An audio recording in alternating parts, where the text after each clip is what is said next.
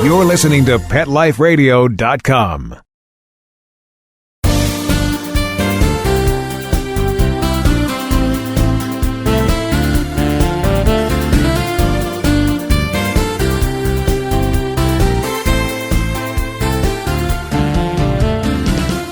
Welcome to Be Humane on Pet Life Radio. I'm your host, Dr. Robin Ganser, and I'm so delighted to join you today as my colleagues and I at American Humane mark a century of animal rescue.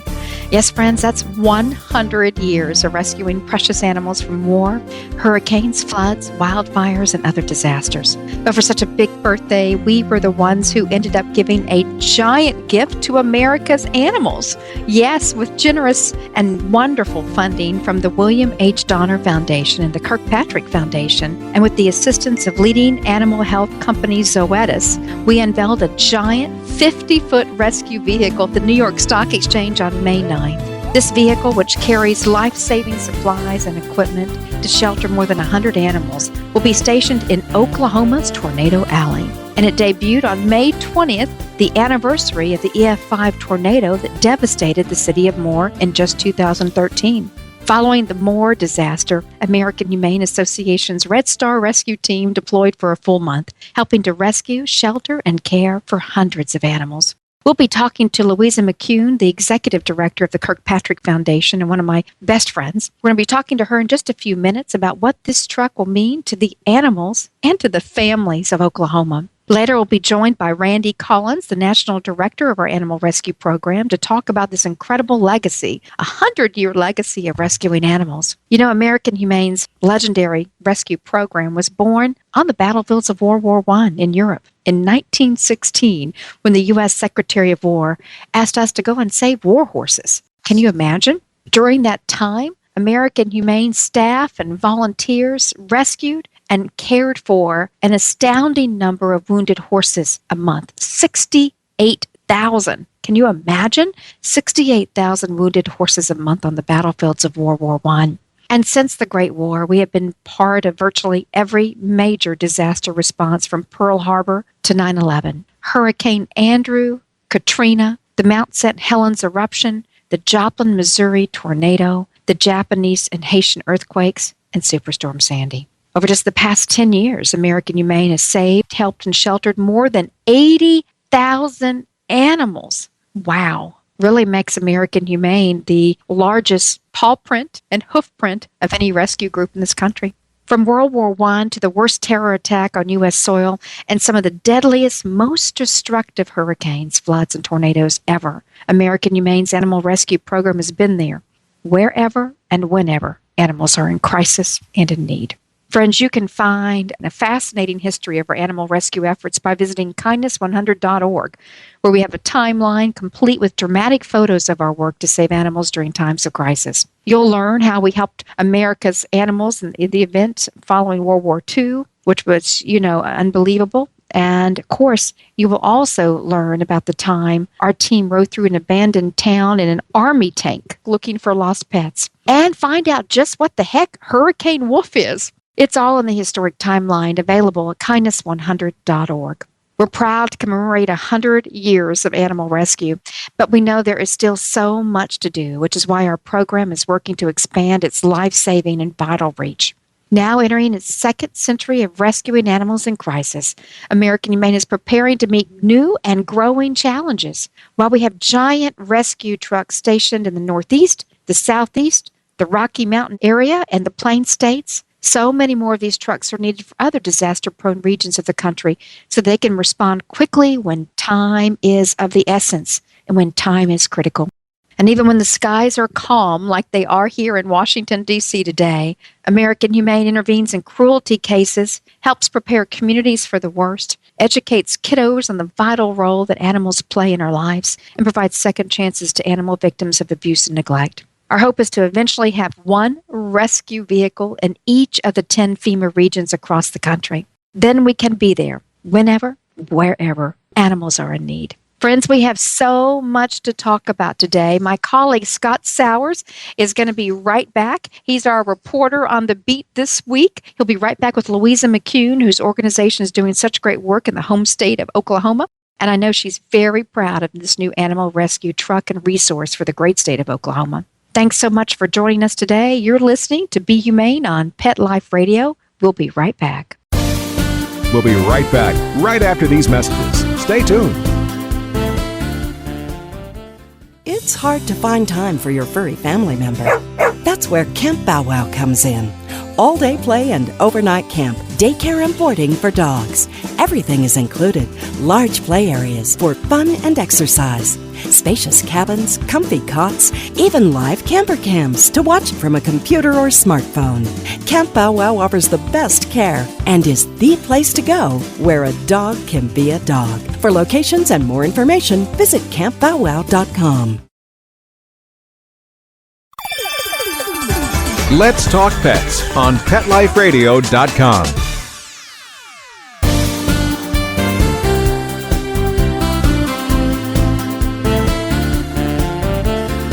Thank you, Robin. Welcome back to the show. This is Be Humane on Pet Life Radio, and today we are talking about 100 years of animal rescue. And normally when you're celebrating a big birthday like that, you expect a lot of presents. However, this year, American Humane Association, along with the William H. Donner Foundation and our next guests, gave a giant gift to America's animals, and especially to Oklahoma's animals specifically. I'm joined on the phone now by Louisa McCune, who is the executive director of the Kirkpatrick Foundation, which is based in Oklahoma City. Louisa's foundation helped fund our new animal rescue truck, which will be based right there in Oklahoma City. We just dedicated it a couple days ago, and it's now ready to go and help respond to disasters or cruelty situations in Oklahoma or the surrounding states. Thanks for joining us today, Louisa. Oh, it's my pleasure. Thank you for having me. Oh, you're very welcome. So, Louisa, let's start at the top. Tell us why we need a truck based in Oklahoma to help serve the animals of your state and the surrounding states. Well, I think, first of all, as many people know, Oklahoma is right sort of ground zero for Tornado Alley in the central part of the United States. We just have a weather pattern here that's very conducive to these circular rotations that ultimately wreak havoc in the form of a tornado on our landscape. And that includes cities, farms, ranches, and all of the people and the animals, in our communities. So we're a great place for that beautiful vehicle to be based. We're right at Oklahoma City is right at the intersection of three interstates. So, and OSU OKC, which is where the vehicle is stationed, can jump on one of those interstates at a moment's notice and deploy. So our location is ideal. And also we have, down in Norman, Oklahoma, at the University of Oklahoma, we have some of the top meteorologists and meteorology training. The National Weather Service has a major footprint there. So our weathermen in the state on the local news broadcasts are, veritable heroes here. So weather is a big deal here, and I just think it's kind of a match made in heaven, quite honestly. Yeah, it definitely is. And, we dedicated the truck. At first, we brought it to New York City on May 9th. And we rang the opening bell at the New York Stock Exchange. And you were there, and the truck was parked outside right on Wall Street.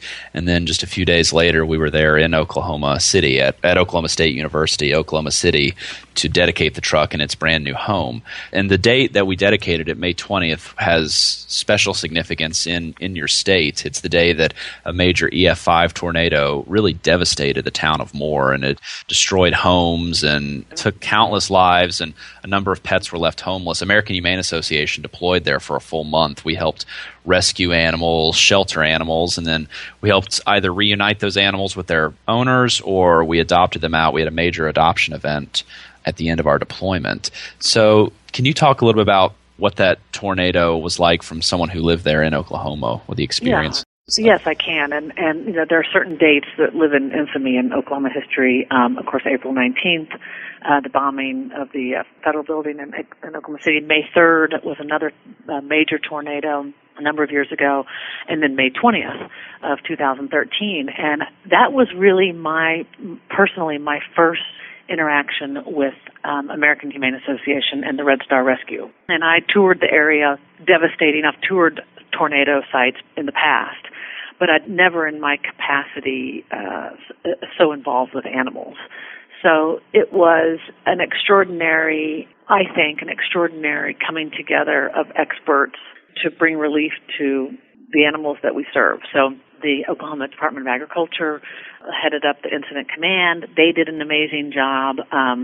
The Red Star Rescue, their presence was so reassuring and expert, and it was really, really so impressive to me to see your organization really come to life and do what it does best. So that was the beginning of our relationship, Kirkpatrick Foundation, with the Red Star Rescue. And we made a small grant in the aftermath of that to help defray your costs in deploying to Oklahoma. And then sort of that gave birth to the idea of this amazing vehicle. So really, it's people we know from Hurricane Katrina and other disasters around the world and of course the nation that people will not leave their animals in a crisis situation, and that includes domestic violence too. So having the Red Star Rescue, deployed in the aftermath of this can really, spare human lives too and help human lives as well as, the animals that we serve. Yeah, it's, you hear countless stories, especially in our line of work, about how animals saved their owners. Just it's the common phrase is who rescued who. And so for many people, their pets and their animals are their family, and so they wouldn't know what to do without them. But when something like a hurricane strikes, you have a little bit more time to prepare and a little bit more time. But something like a tornado, it's all of a sudden. So, you're sitting in your living room one minute, the next minute your house is destroyed and your dog has run off and people don't know what to do. So that's why our team is there to help rescue those animals who are out wandering the streets with the dangerous rubble and everything else, and then help bring them back. I mean, that's a great point to make about preparedness and how tornadoes can come out of the blue. Now, we know that they happen in certain seasons of the year, so there's a little more preparation. But with American Humane, working with our partners here in Oklahoma City, or not necessarily our grantee partners, but for sure those groups too, but with the fire department, with the police department, with the Office of Emergency Personnel, I think that's the right name, that planning and preparation can go a long way toward alleviating the damage that we incur, like a plan for your pets, a plan for your family, a plan for where to shelter in place, all that stuff. Absolutely. One thing I wanted to mention, just as you were speaking a moment ago, something you said reminded me of quality of life. Pets and as family members, and in communities like Oklahoma and Oklahoma City, we're not San Francisco, we're not New York City, we're not Miami. These cities that have kind of a big lure, but we do now have an NBA team, and we have an amazing museum and a fantastic ballet. So we have these we've put a lot of attention on quality of life in Oklahoma City and Tulsa over the last 20, 25 years, because we know that that's what lures people and lures good jobs. Yeah. But I maintain in all of my conversations with leaders and thought leaders and opinion leaders and people who have decision-making ability that, quality of life you cannot separate animal well-being with the quality of life as individuals. So raising the conversation of animal well-being into quality of life concerns is one of our big day-to-day efforts. So I think that's really kind of an essential part of this conversation. I just wanted to say that. I know that I'm sure pretty much everyone out there who's listening who's in Oklahoma was saddened with the Thunder going down in Game 7 to the Warriors, but I think they had an incredible season and they really turned it on in the playoffs. So that's something to be hoping for in the future. I know, and they and we love our team, and gosh, I think the world was really rooting for the Thunder, but not in that phenomenal series. So it's really fun to watch. You started to touch on it a little bit, Louisa, in just a moment ago, but talk a little bit more about the Kirkpatrick Foundation overall, sort of where you came from, why the Kirkpatricks founded this foundation, and talk a little bit about some of your initiatives, especially your animal welfare and well-being, because that's a big part of your mission. Yeah, it is. Okay, so in 1955, John and Eleanor Kirkpatrick, who have since passed away, they started Kirkpatrick Foundation with a check for $10,000 to be a philanthropy. So we're now starting our 7th decade, and our chairman is their grandson. His name is Christian Cassie, and I'm the executive director. So over the last 60 years, Kirkpatrick Foundation has really kind of become a blue-chip philanthropy in Oklahoma, funding arts, culture, education, animal well-being, environmental conservation, and historic preservation. We have another sister philanthropy called the Kirkpatrick Family Fund. They have different bylaws, different board of trustees, different director, different mission, but we work in, I like to say that we're sisters, not twins. So one family, two philanthropies. So Kirkpatrick Foundation, really probably in about 1965, became very involved with the Oklahoma City Zoo and the Oklahoma Zoological Society. In fact, our founder, John Kirkpatrick, was their first president. And we're talking about, lifelong animal lovers, people who've cared very much about how animals were treated and cared for. So flash forward probably about 30 years ago, and Kirkpatrick Foundation became very involved in the funding of the Oklahoma State University Veterinary College. So then we went from sort of zoological conservation work to the training of veterinarians, and really helping that veterinary college rise to a great status. It's a beloved institution for the state of Oklahoma, and I really think that the vet school is one of the great sort of brand equity investments that OSU has up in Stillwater. So John and Eleanor had one child, a daughter named Joan. She's also passed away. She died in 2009. Big animal lover. Excuse me. Her pets were, particularly cats, were extremely important to her quality of life, as they are to all of us and to all of your listeners. Yeah, and definitely. she really sort of emphasized animal welfare as a grant-making category for the foundation. So we really kind of, with her influence, expanded from arts and culture and education to include animal welfare. Well, let me backtrack just a little bit by saying that my grandparents and John and Eleanor Kirkpatrick were very close friends. And my grandmother was the National Dog Rider of the Year, of all things. Wow. Yeah. So she was President Emeritus of the Dog Riders Association of America. She had a newspaper column for 36 years in the Daily Oklahoman called Hound Hill, where she was kind of an Irma Bombeck, Anna Quinlan-esque writer about animals. And it was really so I come from a long DNA strain of, people who are intensely concerned about animal welfare. And then my mother, her daughter, became kind of the midwife in Enid, Oklahoma, where I was born and raised, for anyone who was having puppies. So anyone, anytime there was a litter being born or they would call my mother and she would kind of come help the whelping. And all the animals, there was a great menagerie at my house. Anytime a high school friend of mine would, rescue a kitten and their parents wouldn't let them keep it, whose house did the kitten come to? It came to our house. So I grew up amid many cats and dogs and occasional birds and et cetera, rabbits, et cetera, et cetera. So just that's a little bit of my context in the life of the Kirkpatrick Foundation. Well, Great. 5 years ago, there was a change in executive directors.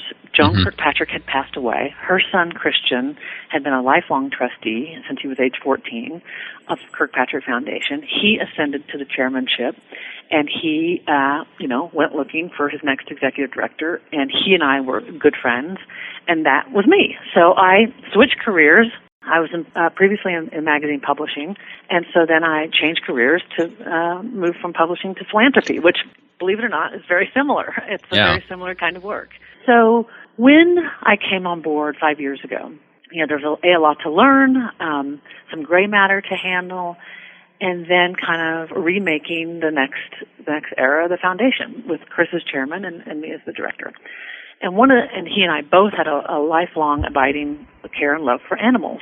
So we sort of took a very close look at the landscape of animal welfare in central Oklahoma in particular, but the whole state. And that's when we really set about creating a vision for what we're doing here. And that would, in some places, they would call that an initiative. So we started an initiative, which we debuted in July of 2012, called Safe and Humane. And that's kind of our house term for it. But what it is it's our goal to make Oklahoma the safest and most humane place to be an animal by the year 2032. So it's a 20-year initiative to really raise the stakes, raise the conversation, raise the quality of life for animals and the people who care for them. Well, that's all of us, right? Sometimes people will say, well, who's your audience for this? I'm like, everyone's my audience for this.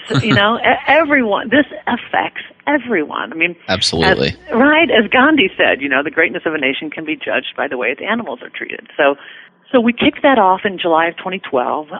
We published what I call our Jerry Maguire Manifesto, and we have been working around the clock ever since. So we're coming into the 4-year anniversary of that, and I got to tell you, we've had some real home runs, and we've had some foul balls too. But we are, talking about all animals here. From our interest in farm animal welfare has emerged, and while I like to say that it's principally quadrupeds, we're looking at pollinators too. And the impact of bees and butterflies. So we're we're going to be looking at that too. But we've had a number. I'd say some of our biggest successes, just to talk about that for a minute, would be the opening of the Joan Kirkpatrick Animal Hospital at the Oklahoma City Zoo. That's a big deal. It's one of very few teaching hospitals at a public zoo. And when I say teaching, I mean teaching the visitors, the tourists who come through. So they have these sort of these sort of walkways where you can look down, much as you would have an amphitheater in a medical school. Mm-hmm. You can look down and watch a chimpanzee, a sedated chimpanzee getting a root canal, or a rhinoceros getting a pregnancy ultrasound. You can watch that, and that's really special. That was a big win. Earlier this year, we debuted a 3-year research effort called the Oklahoma Animal Study. It's a 200-page, beautiful book. It's free, so all you have to do is just write to us for a copy, and we'll send it to you in the mail. But we also have a PDF online, of course. And that was a 3-year investigation into the condition of Oklahoma's animals. How are they doing? Where are they? What issues do they face? And that, I thought it was going to take 6 months, and it took 3 years. I mean, you ask one question, and you have 10 more. And you ask those 10 questions, and you have 100 more. So it was a really deep look at exactly what the situation is, and very fair, very, you might have one situation and there are two sides of looking at it, Sure. So that was a big success. And then this vehicle, this rescue truck, I can't tell you, I wish I could claim all the credit for it, but it was really a vision of American Humane Association. And one of our former trustees, Dr. Joe Howell, had a relationship with American Humane, and he does some ethicist work for you guys now. But yes. But it was really the vision of your Red Star team, your CEO, your national director of the Red Star Rescue, Randy Collins, Robin Ganser, just a first-class operation. And so we felt like this really fit within our goal to make Oklahoma the most safest and most humane place to be an animal. And the fact that this happened just 4 years in, to our initiative is it was really exciting, really exciting. Well, we definitely congratulate you on all your goals for making Oklahoma such a humane place. It's the kind of thing that we hope happens in the 49 other states, but they have a lot of catching up to do. You talked a lot about your DNA, sort of as your mother being the midwife for puppies, and your grandparent being the top dog rider of the year. So I'm sure you have plenty of pets at home yourself. Well, I'll tell you, it's interesting you ask. I have 2 cats right now. And my last of my 3 geriatric dogs died over Christmas. What's that, maybe 6 months ago. And, I've been looking, and I love senior dogs. And I have 3 sons, ages 11, 8, and 6. And, a puppy is in our future. But I also love the idea of a 9 or 10-year-old who I can care for. I love old dogs, so maybe get the old dog, and that older dog can help usher in the new baby. And so this is kind of my vision right now. So, every single day I'm looking on a different, local rescue site to kind of see who might be my next mate in terms of my senior dogs. But I am about to write my own essay for a local pets magazine called OKC Pets, which is a really great publication. A little essay, a little memoir about my 3 geriatrics who, passed away over the last 3 years, and just kind of those eras that, it's kind of the end of an era, right? Yeah, and definitely. So I'm kind of thinking about that a lot right now.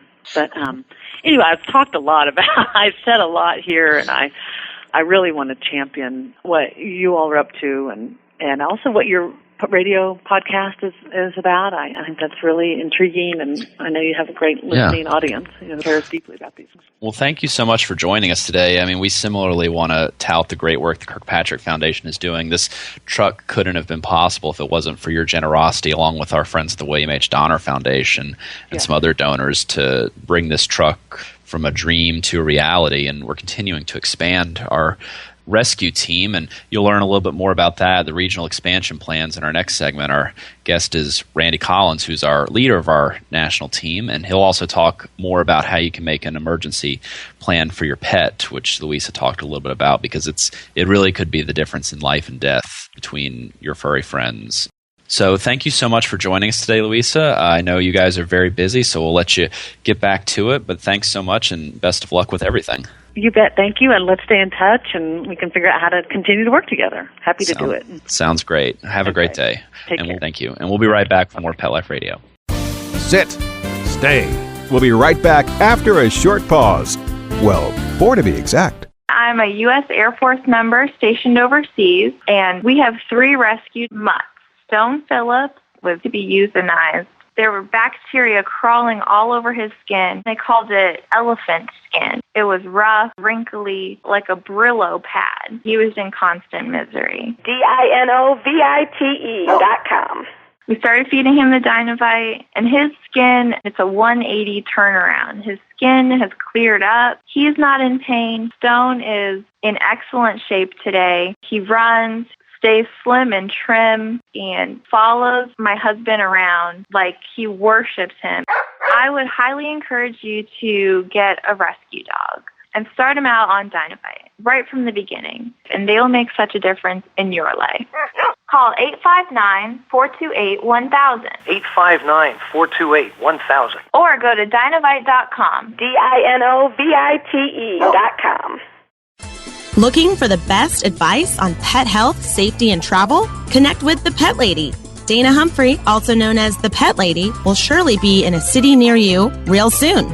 She will be spreading the good news for pets and pet lovers, from tips on dog and cat care, pet industry trends, and the best events for you and your 4-legged family members. Need a great gift idea or insights on the hottest pet gadgets? Simply follow the Pet Lady on Twitter at Pet Lady World. You can also learn more at The Pet Lady at thepetlady.net.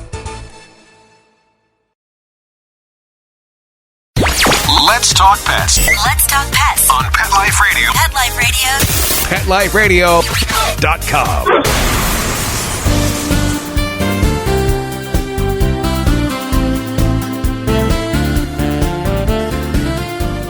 Welcome back to Be Humane on Pet Life Radio. I'm Scott Sowers, and as we've been discussing today, this year American Humane Association is celebrating its big 100th birthday of rescuing animals from disasters like war, wildfire, tornado, hurricanes, and massive animal cruelty cases.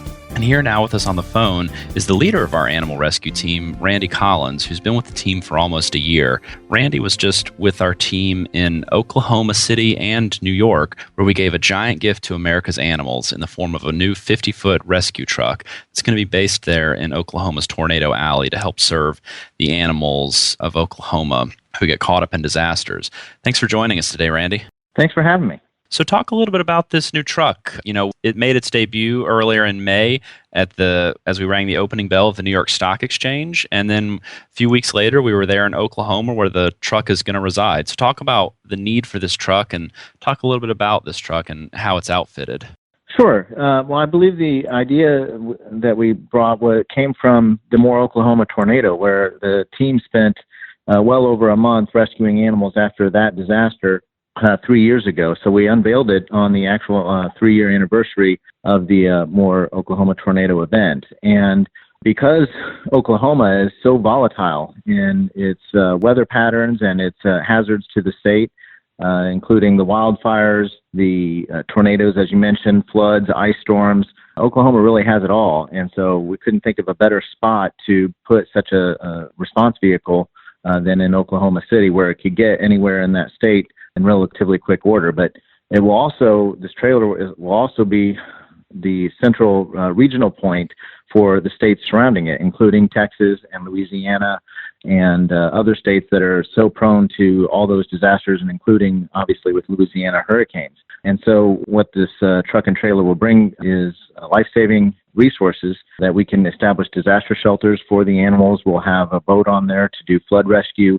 We'll have animal handling equipment, obviously. We can also do triage and treatment of animals, so we can assess their situation and determine what kind of medical needs they may need, and basically serve from a cradle to grave services after a disaster for the animals. Well, that's fantastic. And, this is actually now our third regional response vehicle. We have one that's also based in South Florida, our Lois Pope rescue vehicle. And we also have a Lois Pope rescue vehicle that's based in the Northeast. And it's also sponsored by Banfield Pet Hospital and the Banfield Foundation. Randy, can you talk a little bit about why we're doing this regional expansion of these trucks? Yeah, we have a goal to get a response vehicle and a cache of equipment in every FEMA region, and there's 10 FEMA regions across the United States. And so as the idea is that we are able to get these regional response vehicles to a disaster where the animals are in need in relatively short order, within 24 hours. And if it's a bigger disaster like your Joplins and your Moore, Oklahomas, or your Hurricane Katrinas, then we can respond more vehicles from farther away, including our 83-foot trailer out of Denver as well. So it just brings a full force capacity of resources to bear and to save those poor, unfortunate animals that are victims of the disaster, just like humans are. Do you and your team have another region lined up for the next bit of expansion? Yes, we have our eyes set on the California area in Los Angeles, and that would serve to really be our West Coast response. And so that will serve the areas of not only California, but Arizona and Nevada, and until we can get further along in our expansion plan, even up into Oregon and Washington as well.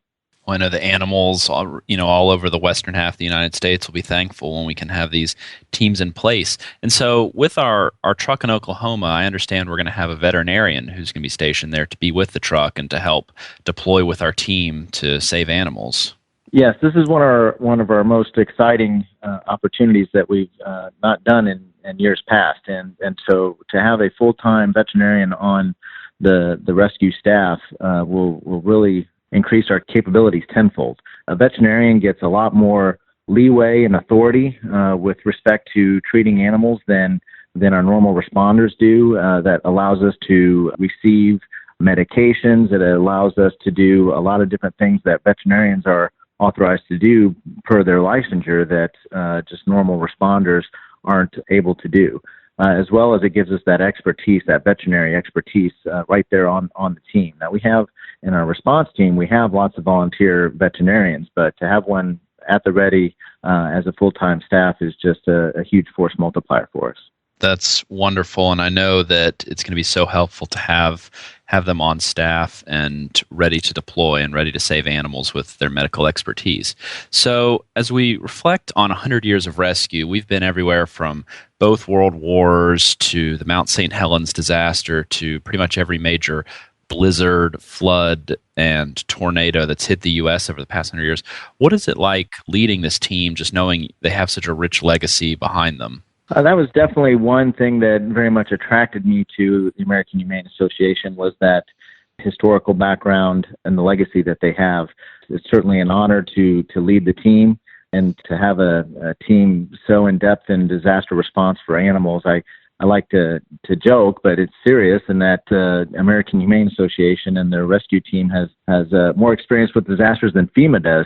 So it's certainly an honor to be involved in those things, and I'm really looking forward to perhaps tweaking some of our things to make sure we raise the bar and make sure our competencies are at its highest peak ever, so that we're prepared for the next challenge that will befall us. I would also like to, you mentioned a lot of those disaster responses, those very significant disasters, but we also have responded internationally. We've certainly been to Canada, we've been to Amsterdam, we've been to Haiti after the earthquake, and then even involved with the Fukushima disaster in Japan. So we have not only a rich legacy and history with disaster response in the United States, but also outside the United States as well.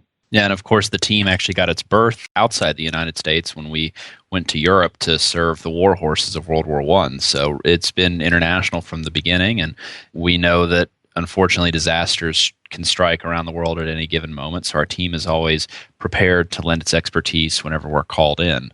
So Randy, well, I was just going to shift gears a bit. Here we're just shifting now into hurricane season. Of course, it's tornado season as well. And so animals around the country disaster could strike at any given moment. So talk a little bit about, for our listeners, what they can do to help prepare their families and prepare their pets in the event a disaster threatens. Yeah, that's a great question, Scott. And I think families need to be aware that the disasters do go beyond, just the impacts on themselves and their family members, and it does reach down into their four-legged pets and their companion animals. And so having a disaster plan is very important with that, and factoring in the complexities that owning a pet has on that plan needs to be considered. So make sure you're in your disaster planning that you're resourcing what you need for your animals, including your cat food, your dog food, and also make sure that your pet is not only tagged, but is also microchipped. So that way, if you do, for some unfortunate reason, get separated from your animals, that you can reunify with them with the responders that save those animals. I would also encourage owners to make sure that they understand that, most owners don't take their pets with them 24/7. The owners go to work, they go to school, they do their everyday lives and run errands and that sort of thing. And then a disaster happened. A lot of people really think that, hey, I would never leave my animal behind when evacuating, but sometimes you're caught outside of that zone when the emergency happens. So you got to factor that in and make sure that your plans include what you're going to do when you do get separated from your animals, and that your animals are appropriately tagged and can be identified. I would also encourage people to, when we say make a plan, that means make sure everybody in your family understands what that plan is. It's not simply writing a list of items that you need to do in advance of disaster. It's that planning process that really makes that plan beneficial. So as you go through that plan with your children and your wife and your significant others and your neighbors, that everybody understands what are involved in your plans and what you're expected to do, so you can make decisions when the disaster happens. Yeah, and those are some fantastic tips, and really they're life-saving tips. And for any of our listeners out there who want more information about how they can prepare their animals, we have a number of tips available on our website, AmericanHumane.org. Right there on the main page, you can click, and then you can go, and we have tips for virtually any kind of disaster that might affect whichever region of the country you live in, because every disaster is unique. Some can come up all of a sudden like a tornado, and some you have a little bit more time to prepare like a hurricane. But at the end of the day, you need to be prepared, and you need to have your kids and your pets prepared for whatever Mother Nature throws your way. Randy, I know that one of the first big responses that you did, going back to talking about some of our history, was the 1,000-year flood event that was in South Carolina last fall. Can you talk a little bit about that disaster and what the response was like?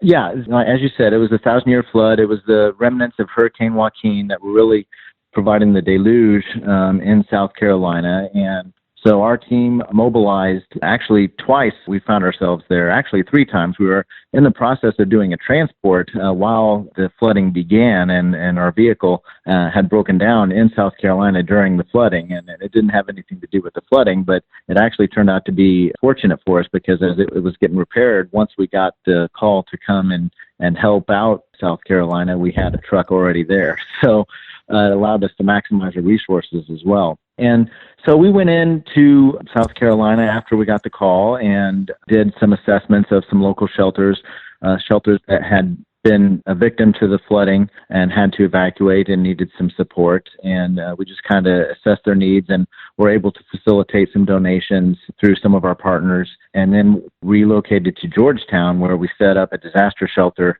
where they were really hit hard by the flooding. And when you get hit hard by the flooding, pet adoptions slow down, the whole animal infrastructure slows down. So it was an overloaded system. So we were able to help with our disaster sheltering, as well as be on the ready to go out and rescue animals that are in need when we get notified by the local authorities that there's an area with particular animals that need rescued. And we did get one of those calls where we had an unfortunate circumstance where there were a large number of cats. We didn't know exactly how many at the time, but we knew it was a large number of cats that were isolated in a home that had been flooded in, and the owners had no ability to rescue those particular animals, those particular cats. So We responded to the house and found out that we were worried that it might have been a hoarding situation, but what we found was that these were really farm animals, farm cats that were in the barn, and the owners brought them into the house thinking that the barn was going to flood, and it in fact did, but not knowing that it was going to be the 1,000-year flood that it was, not knowing that their house was going to flood. And so when their house began to flood, they had to leave immediately for safety concerns, and unfortunately didn't have the capability to take care of these 25 cats. And so we were able to respond the team there, and with our boat and our protective gear, we were able to breach the waters around the home and get in there where the cats had been living for quite a few number of days. I believe it was about 5 days. So we were able to get in there and capture a large number of those cats. Unfortunately, we couldn't get some that were trapped on the roof or whatever. They were just too evasive for us, and we just made plans to return, or that they would calm down and the owners would be able to capture them later. But we were able to rescue 17 of the 25 and get them back to the disaster shelter and get them the veterinary care that they needed for living in the conditions that they were in, and then the nasty, dirty floodwaters and that sort of thing. And the owners agreed to allow us to work with the local shelters and get them adopted out. They could have forever homes. And so we're able to find them homes across South Carolina to people that were going to love them. So it was a really unique experience with that rescue in particular, and the shelter continued to operate several days after that and then shut it down. We left, and then a week later we got another call. There was still just so many overloaded systems, and one of the shelters we'd stopped in on earlier in the incident needed help again, and asked for our team to come down and help them with the overpopulation situation that they were dealing with as a result of the flood. And we were able to help transport many of their dogs out to other shelters that had space available, and we were able to coordinate that for them due to our vast network of resources and partners that we have, and able to really move a lot of those dogs out of there and take the burden off that local shelter as well. So, and truth be told, with kind of a week off, week on kind of thing, we were there for 3 full weeks doing various different things in support of that incident. Well, that's just wonderful to hear. Those animals, they really need it. A lot of people don't think about the animals when disaster strikes, but that's why our team is there, and that's why we've been there for 100 years, and we're going to continue to be there whenever and wherever animals are in need. And you can actually read a little bit more about Randy's time in in South Carolina in the new Chicken Soup for the Soul book that's called The Spirit of America, with 101 stories about what makes our country great. And one of those 101 stories is actually written by Randy that talks about his time in South Carolina and talks about our 100 years of rescue. So that'll be on bookshelves in just the next week or so. Well, thank you so much for joining us, Randy. We really appreciate it, and we know that you have some busy weeks ahead getting the truck all ready to go and preparing for the next bit of expansion in California and elsewhere. Thanks, Scott. Thanks for having me. Have a great day. And we'll be right back to wrap up this week's show. You're listening to Pet Life Radio. We'll be right back right after these messages. Stay tuned.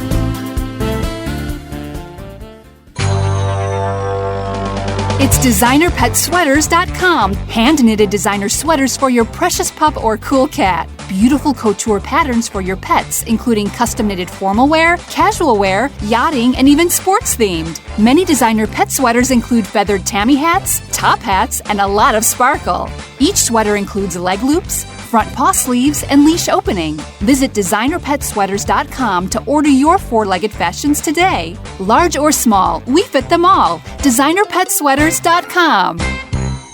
Begging to hear more of your favorite show? Full episodes of all our shows are available on demand. Go to PetLifeRadio.com to fetch our entire lineup of Possum Pet podcasts. Also, dig us up in iHeartRadio Talk and iTunes. Let's talk pets. Live and on demand only from Pet Life Radio.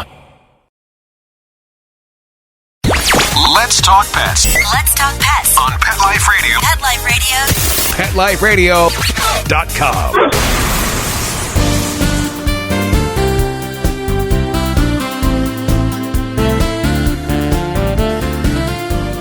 Welcome back to Be Humane with Dr. Robin Ganser. That was my colleague Scott Sowers reporting from the field. Thank you, Scott.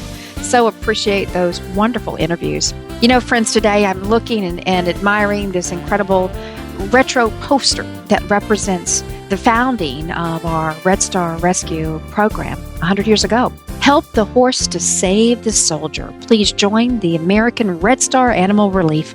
And it's just an incredible visual of a war horse in such pain and the soldier. And it just reminds me of what it was to be an animal rescue 100 years ago. Well, today, friends, I have so many personal stories of seeing horses today in crisis. Horses neglected and abused. Farm animals in crisis, neglected and abused.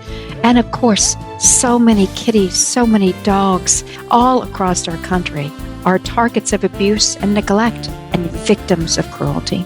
That's why 100 years later, American Humane Association is dedicating so many resources to save lives. Such a fascinating history of our animal rescue team, and friends, know that American Humane will be there for the next 100 years, provide a second chance at life for animals, our precious animal friends. That's all the time we have for you today. We'll be back very soon with some more great shows, including ones that feature one of the greatest animal issues of our times. Friends, I'll give you a hint. It's about animals in zoos and aquariums and conservation settings.